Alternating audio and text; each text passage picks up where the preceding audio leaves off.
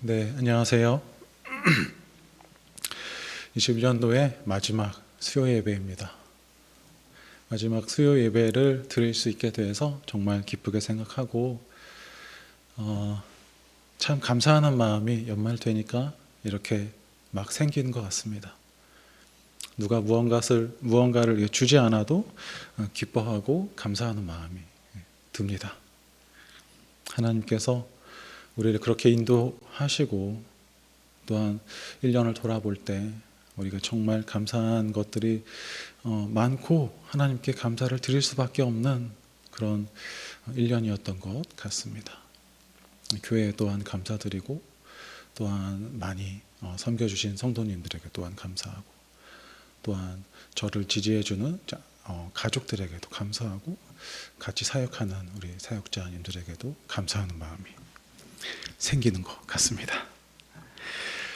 에베소서 말씀을 계속 보고 있습니다.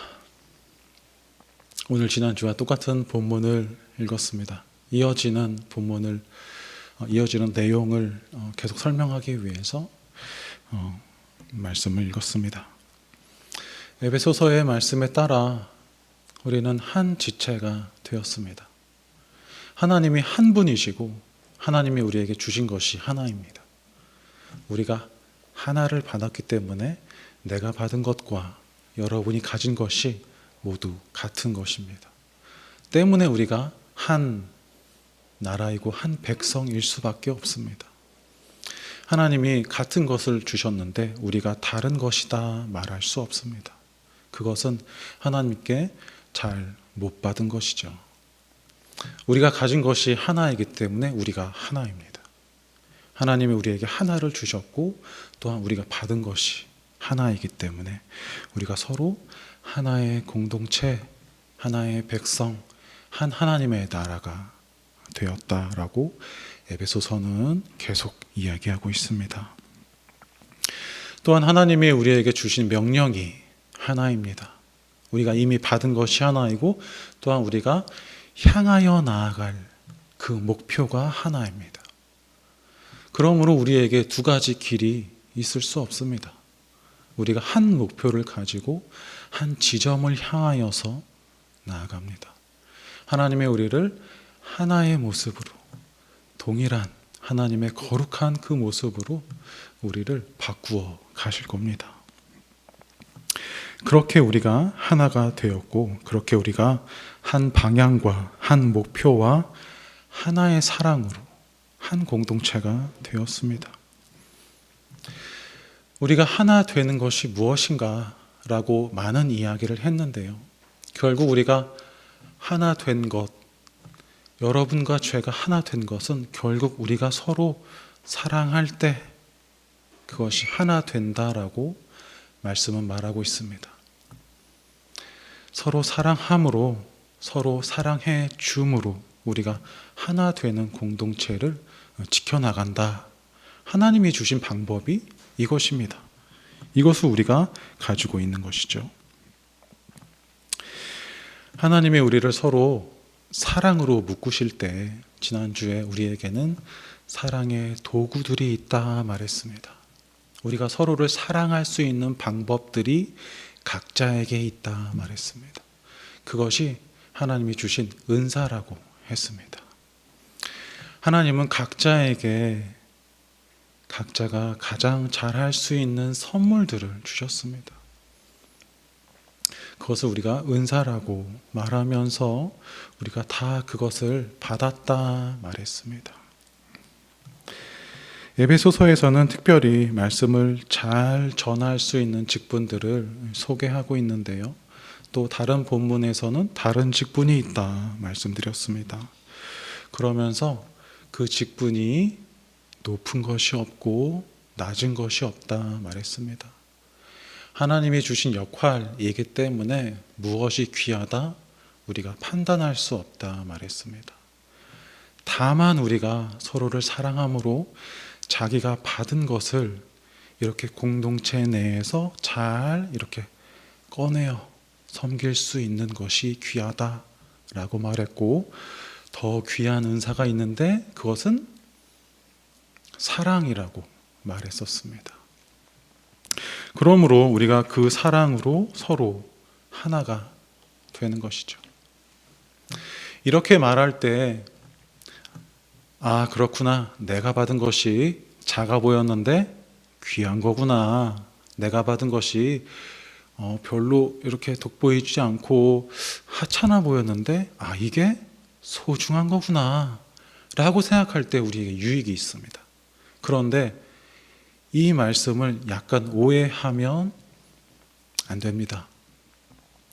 하나님이 주셨다라고 하면서, 아, 내가 받은 은사는 요만큼이구나. 나는 요만큼만 해야지 라고 할 때 오해가 생깁니다. 이전에 교회를 성도라고 말했습니다. 우리 안에 하나님이 계시기 때문에 우리가 성전이고 우리가 교회고 우리가 성도라고 말했었죠.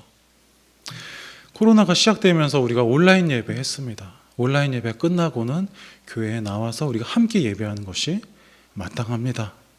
그런데 내가 성전이니까, 내가 교회니까, 내가 우리 집 소파에서 편안하게, 여기가 교회인데, 여기도 교회인데, 내가 교회인데 라고 하면서 게으른 마음으로, 교만한 마음으로 오해하는 분들도 있다라는 것입니다. 우리가 하나님에게 주신 이 은혜로운 은사를 생각할 때 또한 이렇게 오해하지 않으셨으면 좋겠습니다. 누군가는 큰 것을, 누군가는 드러나는 것을, 누군가는 그것을 받았고 나는 요것만 있으니까 나는 요 정도만 하면 되지. 내가 받은 건 요만큼이니까. 누가 하자고 하면 아이 못해. 나는 요만큼이야. 내가 받은 건 요만큼이니까 난 요만큼만 하면 돼. 라고 하는 것은 상당한 오해입니다. 그렇지 않습니다. 하나님은 우리에게 어떤 은사를 주실지, 어떤 은사를 주셨는지 우리가 잘 분명하게 알 수 없게 하셨어요. 여러분, 모세를 기억하세요? 출애굽을 이끌었던 그 모세를 기억하세요? 하나님이 모세를 부를 때 모세가 뭐라고 했습니까? 자기가 받은 은사를 확인하면서 하나님, 내게 받은 것이 요만큼이니까 내가 요만큼 하나님을 위해서 하겠다 말했나요? 모세는 못한다 했습니다. 자기는 안 한다 했습니다. 누가 내 말을 들어주겠냐고. 나는 그럴 능력이 없다라고 했습니다. 내가 말할 때 바로 왕이 내 말을 듣겠냐고, 이스라엘 백성들이 내 말을 따르겠냐고 했습니다. 못한다고, 안 한다고, 다른 사람 시키라고 했습니다. 그럴 때 그것을 우리의 삶에 비교해 보십시오. 우리 삶에서 하나님 주신 은혜와 은사들이 어떻게 드러날지 우리는 잘 모릅니다. 제가 이 자리에 설 거라고 저는 전혀 생각하지 못했었습니다. 저는 신학교를 가기 단 6개월 전에 고민하면서 생각했거든요. 또한 이 설교는 안 할 생각으로, 그냥 교육부서만 이렇게 섬길 생각으로 하나님이 부르신 응답에 대답하고 그대로 갔단 말입니다. 우리의 삶에서 우리의 은사들이 발견되어져야 합니다. 하나님이 주신 부르심에 따라 순종하며 나아갈 때 그것이 하나하나 한 번 한 번 발견되어 갑니다. 우리가 모른다는 이야기죠. 저번에도 한번 말씀드렸습니다. 하나님이 우리를 그 일을 하게끔 몰아가실 때, 그 상황 가운데 우리를 데려가실 때 우리가 하나님, 저 그거 못합니다. 저는 제 능력이 아니에요. 하나님, 저는 부족해요 라고 말하는 것은 겸손이 아니라 말씀드렸습니다. 하나님이 하라고 말씀하실 때, 하나님이 몰아가시는 것 같을 때, 아, 내가 해야 하나? 라는 생각이 들 때, 하나님이 하기를 바라시나? 내가 이 일을 할 때 하나님이 기뻐하실까? 라는 생각을 할 때, 하나님, 저는 부족해서 못해요 라고 말하는 것은 교만입니다.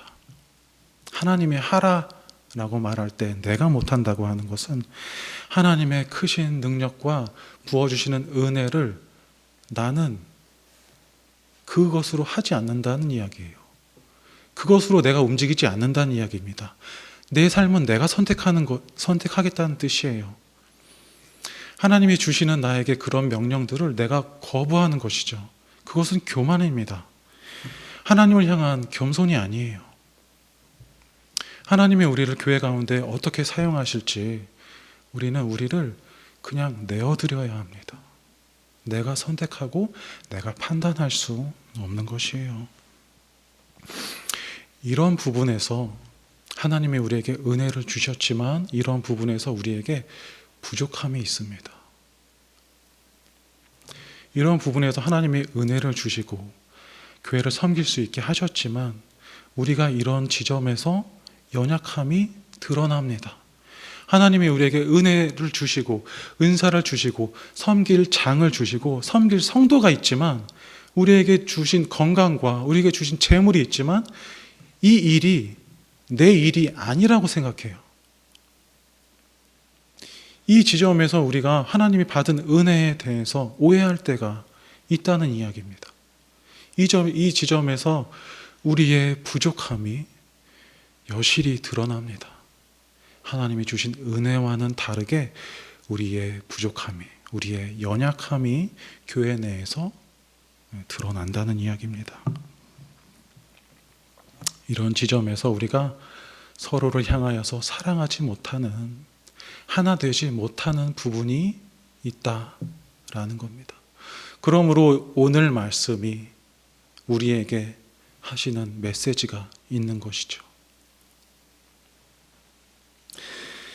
에베소서 4장 1절에 이런 말씀을 우리에게 하고 있습니다. 그러므로 주 안에서 갇힌 내가 너희를 권하노니 너희가 부르심을 받은 일에 합당하게 행하여 모든 겸손과 온유로 하고 오래 참음으로 사랑 가운데서 서로 용납하고 평안에 매는 줄로 성령이 하나 되게 하신 것을 힘써 지키라 말씀합니다. 하나님이 우리에게 하나를 주시고 섬길 수 있는 은사를 주시고 섬길 대상들이 앞에 있습니다. 교회에 모두 다 건강합니까? 교회 성도들이, 연약한 자들이 있지 않나요? 그들을 향하여서 우리가 사랑을 베풀어야 함에도 그것이 우리의 사명이고 하나님이 주신 그것이 우리의 목적임에도 그 일이 내가 할 일이 아니라고 우리는 자꾸 외면하는 경우가 있습니다. 하나님이 우리에게 하신 일들이 눈앞에 있는데도 그것이 나의 일이 아닌가 봐요 라고 하면서 돌이키고 외면하고 무시할 때가 있습니다. 그럴 때 우리의 부족함이 교회 내에서 드러나고 사랑을 주어야, 사랑을 받아야 할 사람들이 외면당할 때가 있다는 이야기입니다. 명령을 따르지 않는 자들이 분명하게 있다는 것이죠. 이것은 어떤 분들을 말하는 게 아니라 우리가 모두 가진 연약한 마음을 말하는 것입니다. 우리가 그렇게 미숙한 태도를 가지고 있다는 것이죠. 이런 모습 가운데 하나님은 우리에게 은사를 주셨지만 그 은사를 사용할 만한 더욱더 성숙하고 더욱더 성장한 모습, 태도를 우리에게 요구하고 계십니다. 오늘 말씀에서 이러한 부분에 대해서 하나님은 우리에게 어린아이 같지 말고 견고히 서 있으라 말합니다. 더욱 온전하라 말씀합니다. 예수님의 모습까지 너희가 자라가야 된다 말씀합니다. 여기서 은사의 목적이 분명하게 드러나는 것이죠. 우리가 그렇게 연약한 점들을 서로 채워주기 위한 은사를 받았다라는 것이에요. 교회 내에 부족한 어린아이와 같은 미숙한 신앙을 가진 분들에게 다른 누군가가 사랑을 베풀어 줘야 합니다. 생각해 보십시오. 하나님을 잘 만나지 못한 사람들이 있다고 생각해 보세요. 하나님의 사랑이 어떤 건지 마음 가운데 깊이 깨닫지 못한 사람들이 있다고 생각해 보세요. 우리가 속한 공동체 내에 모두 다 훌륭한 신앙과 믿음을 가진 것은 아니잖아요. 그런 분들을 생각해 보십시오. 그들이 하나님의 사랑을 온전하게 누리고 있습니까? 그들이 도와주지 않아도 하나님을 향하여 찾는 마음이 있고 스스로 말씀 보고 기도하면서 하나님이 나에게 주신 은혜가 무엇인가 곰곰이 묵상하고 성경 보고 기도하고 하나님께로 나아옵니까? 그렇지 않단 말입니다. 그렇지 않은 자들이 교회 내에 어떻게 계속 지속적으로 붙어 있어서 하나님의 은혜를 누릴 수가 있단 말입니까? 그들이 어떻게 하나님의 사랑을 체험할 수 있을까요? 그들이 어떻게 하나님을 만나야 됩니까? 그들이 하나님을 찾지 않는 연약함 가운데 있는데 어떻게 그들이 하나님을 만나요? 하나님을 전해 주어야 만날 수 있는 것 아닐까요? 그들에게 하나님의 사랑을 부어 주어야 합니다.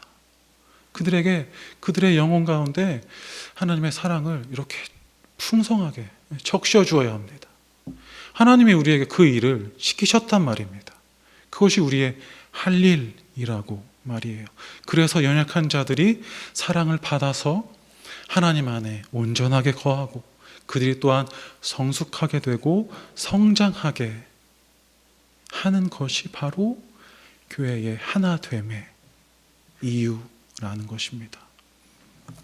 오늘 13절의 말씀은 그 부족한 부분들을 어떻게 어떻게 성장시키는가, 어떻게 키워나가는가 말씀합니다. 우리가 그들에게 사랑을 부어줄 때 그들이 온전히 예수 그리스도께 집중하게 되는 일들이 일어날 것이다 말씀하고 있습니다. 13절을 보면 처음 하나님의 아들을 믿는 것과 아는 일에 하나가 되어 온전한 사람을 이루어 그리스도의 장성한 분량이 충만한 데까지 이른다 말합니다. 연약한 자들이 성장하는 것은 결국 우리가 주어주는 사랑이지만 그 사랑이 결국은 예수 그리스도를 향하여서 나아가야 한다는 것입니다. 예수 그리스도를 아는 것과 예수 그리스도를 믿는 것으로 그들이 온전하게 방향을 잡고 나아가야 한다는 것이죠. 성경은 그렇게 나아갈 때 그들이 믿는 것과 아는 것이 하나가 될 때 온전해진다 말합니다. 또한 그 목표가 그리스도의 장성한 분량에까지라고 말합니다. 여러분, 예수님을 믿는 것과 아는 것이 무엇입니까? 바울은 왜 믿는 것과 아는 것 이 두 가지로 설명하고 있을까요? 믿는 것이란 무엇이고 아는 것이란 무엇일까요? 요즘에 야고보서 우리가 잘 큐티를 하고 있죠. 야고보서에서 예수님을 믿는 믿음과 그 믿음에 따른 행위를 말하고 있지 않습니까? 분명하게 믿는 자들이 있습니다. 그러나 하나님, 예수님을 모르는 자들이 있기 때문이고 어떤 자들은 예수님의 행위를 보이는 것 같으나 그들이 믿지 않기 때문인 것이죠. 지금 이 세상에도 예수님의 역사적 행적을 아주 잘 공부하는 자들이 있습니다. 그들이 예수님을 믿을 것 같지만 종종 믿지 않는 이들이 있습니다. 잘 알지만 믿지 않는다는 겁니다. 또한 예수님이 우리에게 주신 것이 사랑이라고 말하면서 사랑을 베푸는 자들이 있는데 그들이 사랑을 베풀면서는 예수 그리스도의 믿음을 전하지 않을 때가 있습니다. 복지가들이나 그런 이제 사랑을 전하는 어떤 구제 물품을 전하는 그런 분들이 있죠. 그들이 연약한 자들, 그들이 배고픈 자들, 그들이 헐벗은 자들을 이롭게 하지만 결국 그들에게는 구원이 이르지 못하는 부족한 점이, 온전하지 못한 점이 드러납니다. 복음은 예수 그리스도를 믿는 것과 아는 것, 우리가 온전히 예수 그리스도를 믿는 것과 그 믿음에 따른 행위들을 우리에게 요구하고 있습니다. 오늘 말씀에서도 믿는 것과 아는 것으로 온전해진다 말합니다. 여러분, 우리에게 지식이 중요하죠. 예수 그리스도를 아는 지식이 중요합니다. 그러나 지식으로 우리가 변하지 않습니다. 그것이 아주 기본적인 전제가 되고, 하나님이, 예수님이 이런 일을 하시는구나 라고 알게 되지만 그 지식으로 우리가 구원받는 것은 아닙니다. 우리의 삶이 온전히 그 예수 그리스도를 따라가는 순간까지 이르러야 합니다. 분명하게 아는 자들이 있지만 또한 그들이 예수 그리스도를 믿지 않는 연약한 모습들이 있다는 것입니다.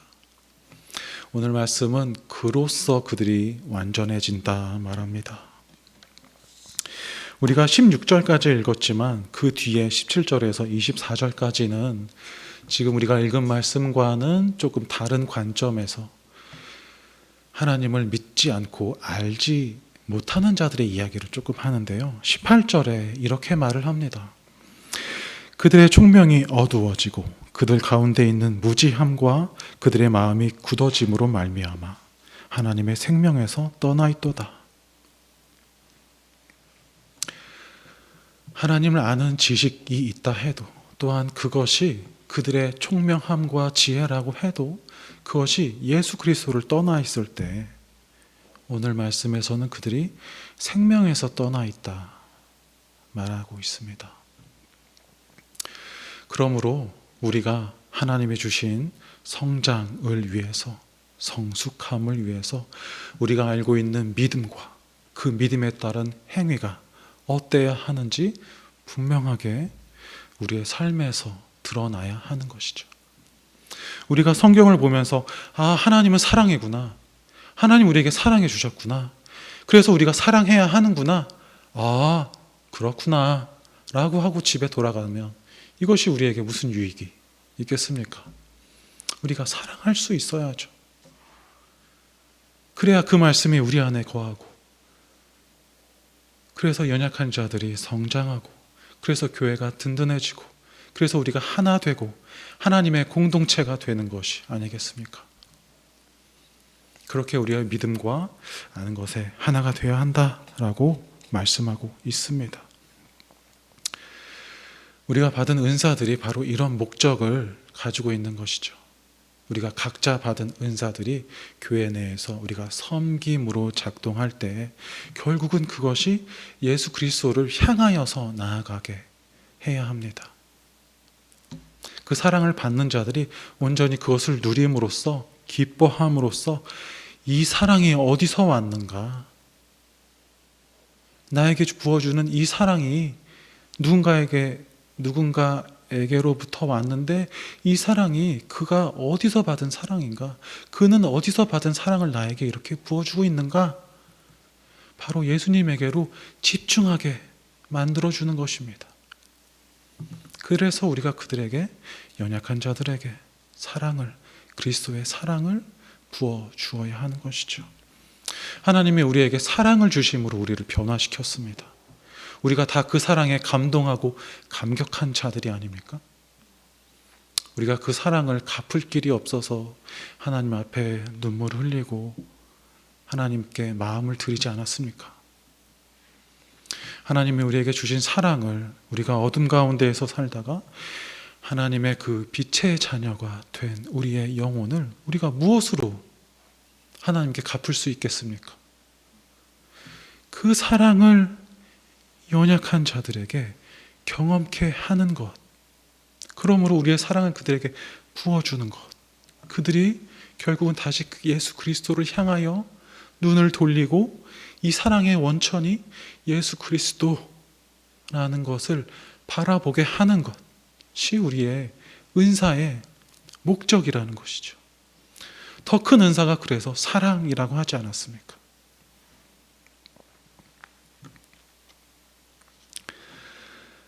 은사가 강력하게 임했던 성령 강림절에 예수님이 그 일이 있기 전에 성령님이 오시면 이라고 제자들에게 설명한 구절이 요한복음에 있습니다. 예수님은 성령 하나님이 오시면 너희가 너희를 모든 진리 가운데로 인도하신다라고 말하면서 그 성령 하나님이 주시는 많은 은사들이 방언과 서로 사랑함과 서로 내어줌의 그런 역사들이 예수 그리스도의 진리를 향하여서 너희가 깨닫게 할 것이다. 그 진리를 깨닫게 한다라고 말씀하고 있습니다. 그러므로 예수님을 바라볼 때 우리가 사랑에 충만하여지고 연약한 자들이 그렇게 성장해 나가야 하는 것이죠. 14절은 이어서 성장하지 못하는 자들, 성장하지 않은 연약한 자들에 대해서 설명합니다. 그들을 어린아이와 같은 자들이라고 말합니다. 또한 그들이 이리저리 흔들리는 자들이라고 말합니다. 여기서 요동한다라는 뜻은 바람이 심하게 불어 배가 왔다 갔다 한다는 뜻이에요.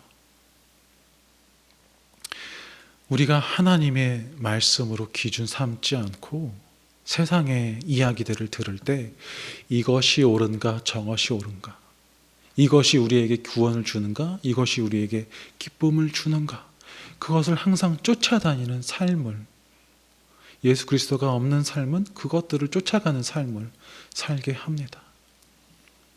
그래서 어떤 분들은 다른 것에 의지하죠. 왔다 갔다 하는 것 중에서 뭐가 진짠가 알고 싶어 하시기 때문에 신통한 곳을 찾아가지 않습니까? 가서 여쭤보시죠. 뭐 해야 되냐고. 어린아이와 같은 자들입니다. 그러므로 연약한 자들에게 사랑을 부어줌으로 온전한 예수 그리스도의 사랑을 그들이 경험하고 이것이 진리구나 라는 것을 깨닫게 되므로 왔다 갔다 하지 않는 것, 요동하지 않는 것, 그래서 온전한 성장한 장성한 분량에 이르는 것이 하나님의 목표, 목적인 것이죠. 연약한 자들을 그렇게 세우고자 하는 것이죠. 여기서 장성한이라는 말은 키가 크거나 나이가 많거나 라는 성숙한 상태를 말하는 말입니다. 여러분, 우리가 아무리 봐도 성도의 미숙함, 또한 우리의 모습도 성도의 미숙함은 좀 어쩔 수 없는 부분도 있는 것 같습니다. 물론 지금까지 이야기한 부분들은 악한 것도 있고 죄된 것도 있지만, 그러나 우리를 돌아볼 때 성도의 미숙함은 우리가 좀 어느 정도 인정할 수밖에 없는 부분이 아닌가 생각합니다. 그러나 그 상태에 머무르려는 것은 또 다른 이야기입니다. 우리가 연약한 것을 아는 것과 연약한 상태에 머무른 것과는 완전히 다른 이야기란 말입니다.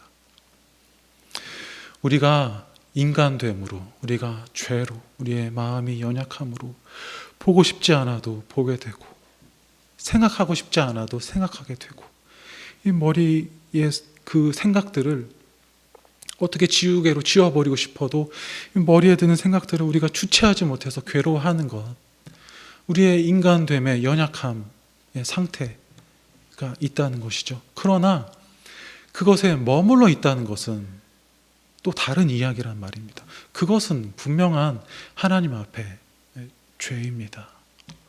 우리가 연약함을 알았으면 그 연약함 가운데 벗어나려는 하나님의 명령에 따라서 온전히 변화해 가는 모습이 우리에게 필요하다는 이야기입니다. 교회 내에 성장하지 못한 자들에게도 그렇지만 어느 정도 신앙을 오래 한 우리에게도 그런 모습은 필요하다라는 것입니다. 그런 부분에서 우리의 게으름과 우리의 나태함이 일하면 안 됩니다. 우리는 더욱 매일매일 하나님 앞에 나아가기 위해서 노력해야 합니다. 한 해를 바라보면서, 작년을 생각하면서, 지나온 올해를 생각하면서 내가 연초와 별로 달라진 게 없다면 참 안타까운 모습인 것이죠. 우리는 달라지는 모습이 우리에게 필요합니다.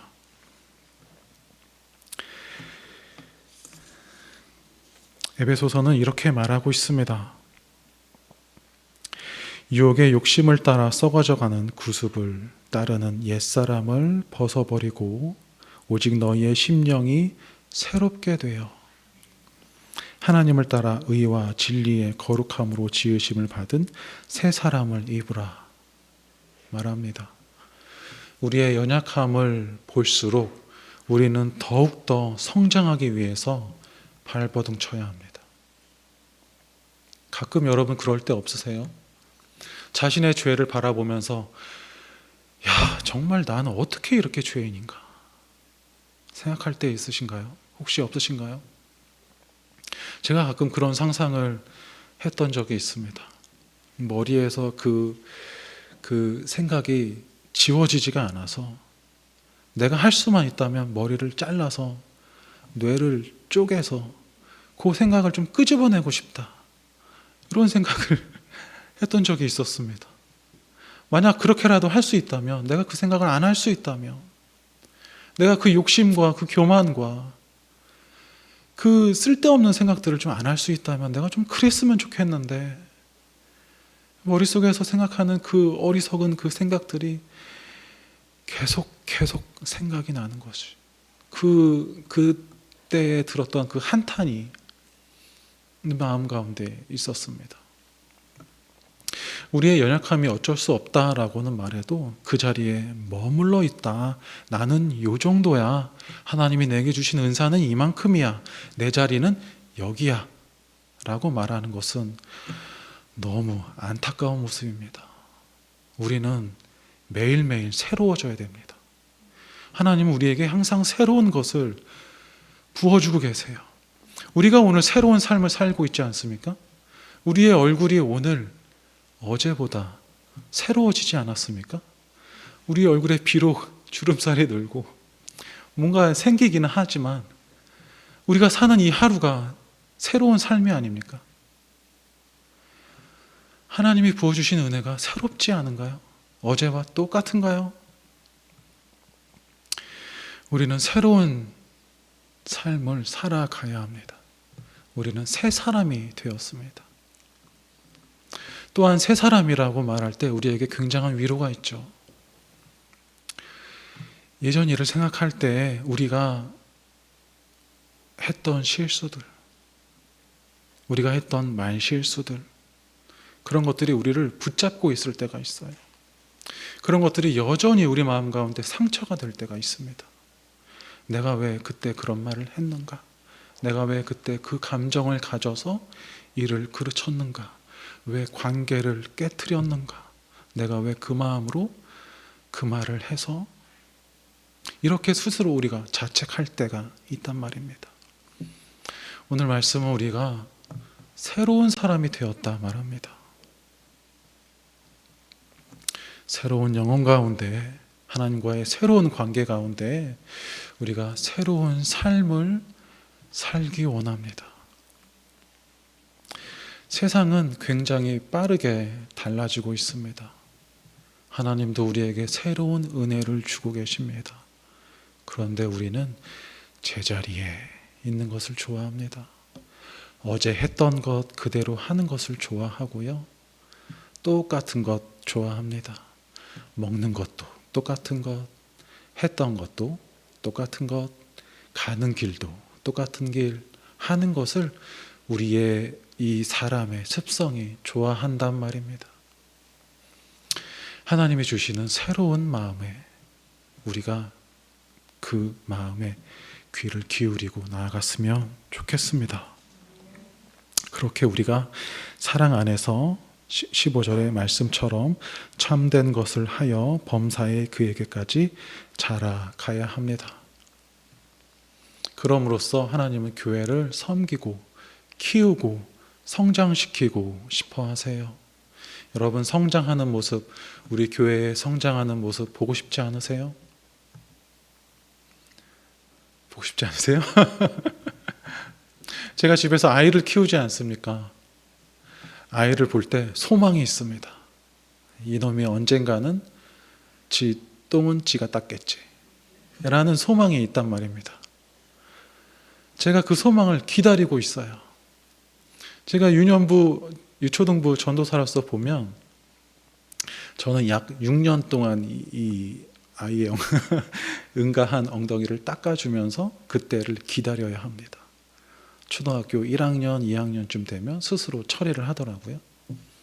지금까지 또한 아이들이 서고 뛰고 옷 입고 먹고 스스로 하기를 기다리면서 도와주면서 살아왔습니다. 그랬더니 이제 좀 사람 같아졌어요. 성장하는 것을 보는 것은 우리에게 기쁨입니다. 그것이 우리에게 소망이 됩니다. 소망은 데살로니가 전서에 보면 인내를 만들어낸다 말합니다. 성장하는 것을 바라보기 위해서 내가 그 잠시 나의 기쁨을 뒤로 하고 인내하면서 나의 것을 주장하지 않으면서 사랑을 베풀어 주는 것, 이것이 하나님이 우리에게 오늘 말씀 가운데 요구하시는 말씀입니다. 사랑할 준비가 되셨나요? 사랑이 많으셨으면 좋겠습니다. 그래서 교회가 정말로 성장하고 우리의 마음이 정말로 풍성하여지고 연약한 자들이 예전에 내가 그랬는데 나 이제 달라졌다고, 내가 정말 하나님을 향한 열심이 생겼다고, 하나님께 나와서 정말 맨 앞자리에 나와서 하나님께 부르짖으며 기도하고 찬양하고 말씀 듣는 그 모습을 좀 기대해 볼 수 있지 않을까요? 22년에 좀 소망해 볼 수 있지 않을까요? 여러분 한번 생각해 보십시오. 나의 사랑을 부어줘야 할 그 사람들이 누구입니까? 여러분들이 가진 그 구역과 기관과 부서 안에서 특별히 내가 이 사람에게 좀 사랑을 부어줘야겠다, 좀 베풀어줘야겠다, 내가 특별히 좀 관심을 쏟아줘야겠다 라는 사람이 꼭 있으셨으면 좋겠습니다. 그 사람을 성장시켜서 전쟁터라면 전쟁으로 나가는 군사로 만들고, 경기장이라면 경기로 내보낼 수 있는 선수로 내가 22년도에는 이 사람을 조금 옆에서 내가 좀 사랑으로 부어주면서 도와줘야겠다 라는 마음을 좀 가지면 어떨까 싶습니다. 하나님이 우리에게 이것을 명령하고 있습니다. 각자 받은 은사를 활용하셔서 여러분이 잘하시는 것으로 성도들을 사랑해주고 그들에게 베푸셨으면 좋겠습니다. 16절을 우리 함께 제가 읽으면서 함께 오늘 말씀을 마치고자 합니다. 자, 네, 앞에 나왔는데요. 한번 함께 읽으면서 오늘 말씀을 마치고자 합니다. 함께 읽어보겠습니다. 시작. 그에게서 온 몸이 각 마디를 통하여 도움을 받음으로 연결되고 결합되어 각 지체의 분량대로 역사하여 그 몸을 자라게 하며 사랑 안에서 스스로 세우느니라. 아멘. 기도하겠습니다.